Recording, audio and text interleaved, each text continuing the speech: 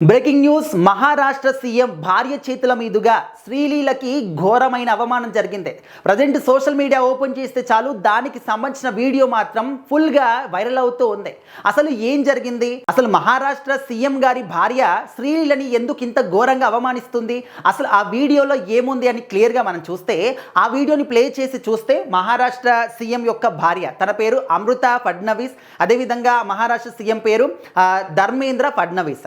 అయితే యోగా డే సందర్భంగా యోగా చేయడానికి వీళ్ళందరూ కూడా ఒక ఈవెంట్లో కలిశారనమాట. సో అక్కడ ఫొటోస్ తీసుకున్నప్పుడు మనందరికీ తెలుసు, ఏ ఈవెంట్కి వెళ్ళినా కూడా సెలబ్రిటీస్కి కావచ్చు, రాజకీయ నాయకులు కావచ్చు, ఫోటోలు తీసుకోవడానికి ఒక మ్యాగజిన్ని ఏర్పాటు చేస్తారు. సో అక్కడ ఫోటోలు దిగుతున్నప్పుడు మహారాష్ట్ర సీఎం గారి యొక్క భార్య, అదేవిధంగా ఇంకొక అమ్మాయి అండ్ శ్రీలీల ముగ్గురు కూడా నిల్చున్నారు, ఫోటోలు తీస్తూ ఉన్నారు. అయితే సడన్గా ఏమైంది ఏంటి తెలియదు, కానీ అమృత గారు సో తను ఏం చేసింది, శ్రీలీలని అటు వెళ్ళిపో, పక్కకు జరుగు అనే విధంగా కొంచెం వార్నింగ్ ఇచ్చినట్టుగా కనిపిస్తుంది. ఆ విజువల్స్ మనము వీడియోస్లో క్లియర్గా చూసుకోవచ్చు.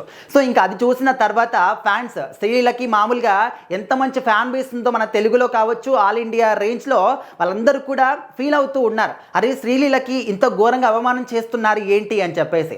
అసలు నిజానికి వస్తే అసలు అక్కడ శ్రీలీలకి ఎలాంటి అవమానం కూడా జరగలేదు. అందుకే మనము చూసిందల్లా కూడా నిజం కాదు అని చెప్పేసి మనము క్లియర్గా తెలుసుకోవాలి. అయితే మనం చూసి ఏమనుకుంటున్నాము, ఓన్లీ వీడియో చూసిన మాత్రానే అరే శ్రీలీలకి అవమానం జరిగింది, ఇంత ఘోరంగా అవమానిస్తున్నారు, వార్నింగ్ ఇస్తున్నారు, పక్క జరుగు అంటున్నారు అని ఈ విధంగా అనుకుంటున్నాం. కానీ ఆ వీడియోలో ఆడియో గనక మనం వింటే, ఓన్లీ వీడియో చూడడమే కాదు ఆడియో కూడా వింటే, అక్కడ ఉన్నటువంటి ఫోటోగ్రాఫర్ ఎవరైతే ఉన్నారో మీడియా వాళ్ళు ఏం చెప్తున్నారు, మేడం మీరిద్దరు మాత్రమే నిల్చోండి, మీ ఇద్దరిని ఫోటో తీస్తాను, శ్రీలీల గారు వద్దు అని చెప్పేసి వాళ్ళు చెప్తున్నారు. ఎందుకంటే వాళ్ళకు మెయిన్గా వాళ్ళిద్దరి ఫోటోని ఇంపార్టెంట్ అని చెప్పేసి.